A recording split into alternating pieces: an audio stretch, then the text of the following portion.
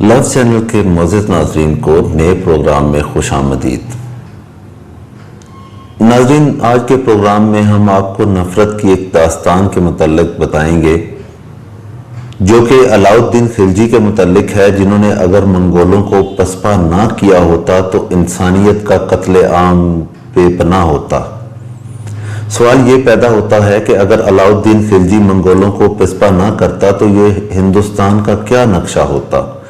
منگولوں کے حملے کو روکنا اور انہیں شکست دینا کوئی آسان کام نہیں تھا۔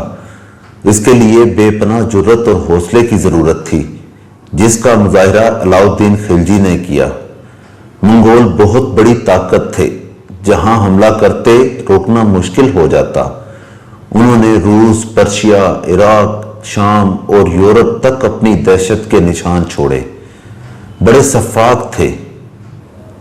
چنگیز خان کی موت کے بعد بھی منگولوں کی ستمکاریوں کا سلسلہ جاری رہا۔ انہوں نے لاکھوں انسانوں کا خون بہایا۔ اب منگولوں کی ہندوستان پر بھی نظر تھی۔ وہ اس ملک کی بے پناہ دولت لوٹنا چاہتے تھے۔ علاؤالدین خلجی کی فوجوں نے 2 لاکھ منگول گھوڑ سواروں کو ہندوستان سے پیچھے دھکیل دیا۔ خلجی نے منگولوں سے نبٹنے کے لیے اپنے پسندیدہ جرنیل ملک کافور کو بھیجا۔ خلجی زبردست جرنیل تھا۔ اس کے دور حکومت میں منگولوں نے ہندوستان پر کئی بار حملہ کیا، لیکن ہر بار ناکامی ان کا مقدر بنی۔ اس کی وجہ علاؤالدین خلجی کی بہترین جنگی حکمت عملی، قابلیت، معاملہ فہمی اور شجاعت تھی۔ تاریخ شاہد ہے کہ ایک ہندو مورخ نے اس کے بارے میں لکھا کہ اپنی تمام تر خامیوں اور جابرانہ اقدامات کے باوجود خلجی نے ہندوستان کو منگولوں سے بچایا، وگرنہ ہندوستان نیست و نابود ہو چکا ہوتا۔ اس کے لیے ہندوستان کو خلجی کا ممنون ہونا چاہیے۔ اگر منگول ہندوستان پر قابض ہو جاتے تو لوگ خلجی کا جابرانہ دور بھول جاتے۔ منگولوں نے پرشیا، بغداد، روس اور دیگر ملکوں میں سب سے پہلے وہاں کا بنیادی ڈھانچہ، سٹرکچر تباہ کیا۔ اس بات کا تذکرہ ضروری ہے کہ علاؤالدین خلجی نے اپنی سلطنت کو وسیع کیا، اور یہ سلطنت اس نے اپنے چچا جلال الدین خلجی کو قتل کرنے کے بعد کی تھی۔ علاؤالدین نے اپنے بھائی الغ خان اور جرنیل نصر خان کو منگولوں کی سرکوبی کی ذمہ داری سونپ دی۔ پہلے ملک کافور نے یہ کام کیا تھا۔ خلجی کی فوجوں نے منگولوں کو عبرتناک شکست دی۔ 20,000 منگولوں کو قیدی بنا لیا گیا، جنہیں بعد میں موت کے گھاٹ اتار دیا گیا۔ اس سے قبل جلال الدین خلجی کے زمانے میں بھی منگولوں نے حملہ کیا، جو 1292 عیسوی میں کیا گیا تھا۔ منگولوں کی فوج نے ہلاکو خان کے پوتے کی قیادت میں پنجاب پر حملہ کیا۔ جلال الدین خلجی نے منگولوں کی پیش قدمی روکی اور دریائے سندھ کے کنارے تک جا پہنچا۔ مورخ پارانی کے مطابق جلال الدین خلجی نے ہی منگولوں کی پیش قدمی روکی تھی۔ چند منگول فوجی افسروں کو گرفتار کیا گیا، لیکن وہ منگولوں کی اصل فوج کا مقابلہ کرنے کی جرأت نہ کر سکا۔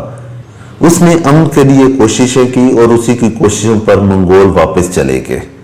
علاؤالدین خلجی کے زمانے میں ہندوستان پر پہلا حملہ 1297-98 میں ہوا۔ خلجی نے تھوڑا عرصہ قبل ہی تخت سنبھالا تھا۔ 1 لاکھ منگولوں کی فوج پنجاب میں داخل ہوئی اور لاہور کے قریب علاقوں میں لوٹ مار شروع کر دی۔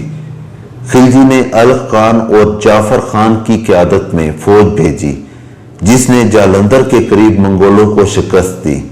کہا جاتا ہے کہ اس لڑائی میں 20,000 منگول مارے گئے۔ منگولوں نے 1299 عیسوی میں پھر حملہ کیا۔ اس بار اس کی قیادت داوا خان کا بھائی سالدی کر رہا تھا۔ انہوں نے سیمن پر قبضہ کر لیا۔ علاؤالدین نے منگولوں کو سبق سکھانے کے لیے ظفر خان کو بھی، جس نے سیمن کو آزاد کروایا اور منگولوں کی بڑی تعداد کو قیدی بنا لیا۔ ان میں سالدی اور اس کا بھائی بھی شامل تھا۔ 1299 کے آخر میں داوا خان نے 2 لاکھ گھوڑ سواروں کی فوج بھیجی۔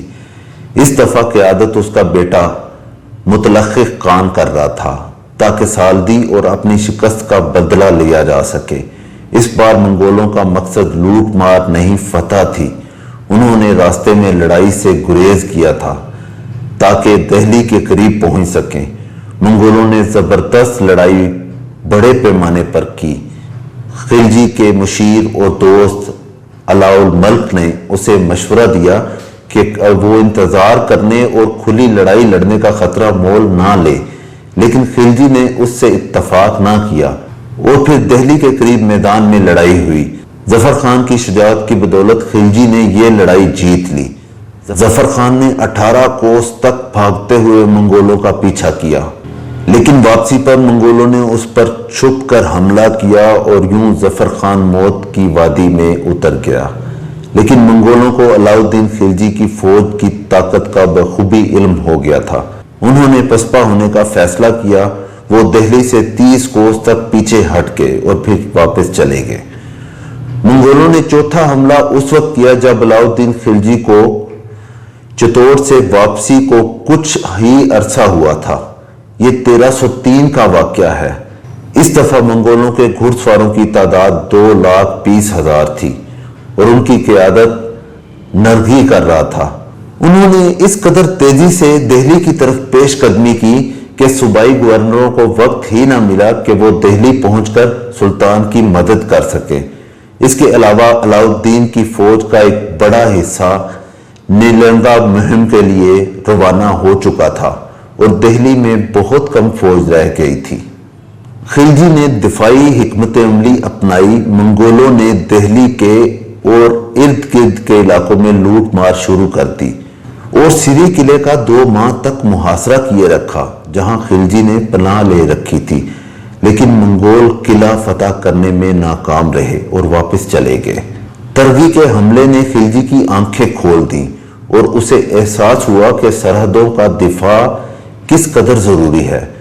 اس نے سری کو دارالحکومت بنا لیا، حفاظتی قلعوں کو مزید مضبوط بنایا اور قلعے تعمیر کیے اور وہاں فوجوں کو موجود رہنے کا حکم جاری کیا۔ شمال مغرب کے لیے الگ اور مستقل فوج رکھنے کا فیصلہ کیا، الگ گورنر کی تعیناتی کی اور فوج کی تعداد بڑھا دی۔ منگولوں کی بربریت ابھی ختم نہیں ہوئی تھی۔ دنیا فتح کرنے کا خواب وہ اب بھی دیکھ رہے تھے اور اب ان میں ہندوستان کی دولت پر قبضہ کرنے کی خواہش پہلے سے زیادہ بڑھ چکی تھی۔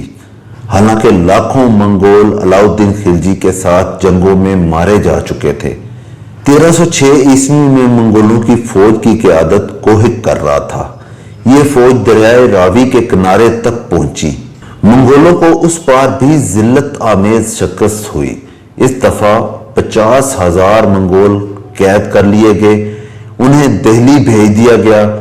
پھر مرد قیدیوں کو ہاتھیوں کے پیروں تلے کچل دیا گیا۔ بدایوں گیٹ پر ان کی کھوپڑیوں کا مینار تعمیر کیا گیا۔ منگول قیدی عورتوں اور بچوں کو غلاموں کے طور پر بیچ دیا گیا۔ منگولوں نے سب سے زیادہ خطرناک حملے علاء الدین خلجی کے دور میں کیے اور اس نے ان تمام حملوں کو ناکام بنایا۔ اگرچہ غیاث الدین تغلق کے دور میں بھی منگولوں نے حملے کیے، لیکن یہ ایک کمزور کوششیں ہوتی تھیں۔ سلطان محمد تغلق کے دور میں ایک بار پھر حملہ کیا گیا۔ 14ویں صدی کے وسط میں ہندوستان منگولوں کے خطرے سے مکمل آزاد ہو گیا تھا۔ امیر تیمور نے وسط ایشیا اور افغانستان میں اپنی سلطنت قائم کر لی۔ اس کے بعد ہندوستان پر حملے کے لیے کوئی منگول سردار جو ہے وہ پیش رفت نہ کر سکا۔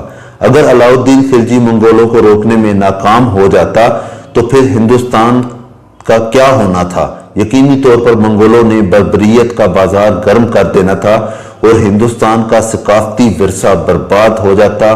مورخین کی رائے میں یہ ممکن تھا کہ ہندوستان کا نام و نشان ہی مٹ جاتا، کیونکہ اس وقت ہندو صرف ہندوستان تک ہی محدود تھے، جبکہ مسلمان اسپین اور انڈونیشیا تک پھیل چکے تھے۔